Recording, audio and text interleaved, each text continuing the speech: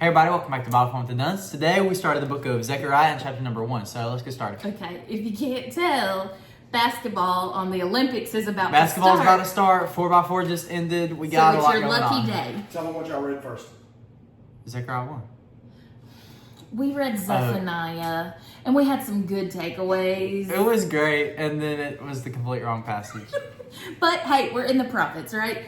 So Zechariah is a prophet during the time where the exiles are allowed to start returning from Babylon to go back to Jerusalem. And he is a prophet in the same time as Haggai. And Haggai's like the older version of him. And their job is to challenge the people to rebuild the temple and to turn back to God. Because just because they're allowed to move back doesn't mean their hearts are ready for this. The Bible Project tells us about the book of Zechariah. Reading Zechariah is a wild ride. There's a non-linear flow of thought. There's startling imagery, and we kick off even in chapter 1 with those visions. Remember, some of these prophets get some weird visions or have to do some weird acts. It's crazy. And they compare it to history, or they compare it to real life, because life doesn't fall into normal, ordinary patterns. And so through this roller coaster ride of reading through Zechariah, we are invited to look above the chaos and hope for the coming of God's kingdom. Now, Jax has a takeaway, and it lines up with mine, so I'm going to let him share. Okay, so reading through Zechariah and like a bunch of prophecy, like it's easy to get caught up in like, what the heck does this mean? And people really lose sight of what we're really reading this for. And we read the Bible to know God and spend time with Him. And so verse 3 is what stuck out to me. It says, "So tell the people, this is what the Lord of armies says. Return to me. This is the declaration of the Lord of armies. And I will return to you, says the Lord of armies." So, that's a lot of Lord of armies right there. But if you just look past that and see, like, tell the people, if they return to me, I will return to you. See, because they're living their lives in sin and everything and getting torn up. Because that's what happens when you live your life without God. But all you have to do is just come to Him and He'll come to you. That's exactly right. And He even does the pursuing before we come to Him. I love that.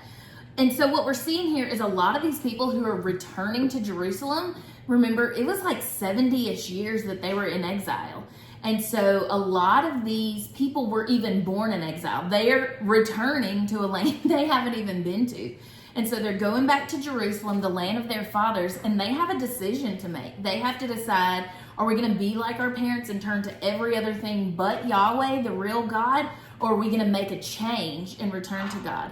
One other thing that I thought was interesting in this chapter is that God, although He used Babylon and Assyria, all these enemies to discipline His people for breaking covenant and not following Yahweh and staying with God, even though He used their evil and their divisive plan, they're in trouble. They're going to get punished. And it's just a beautiful way. One of my favorite things about God is He uses everything. We all have free will. These countries had free will, and they used it against God's people. And so while God allowed that to happen because of how Israel had turned away from Him, but they still will receive punishment from God, those other countries.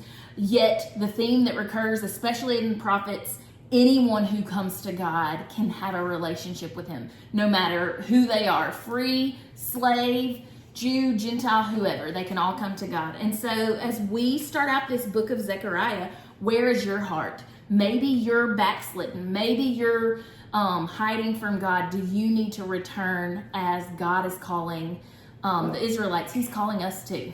All right, friends, we can go watch basketball now. See ya. Bye.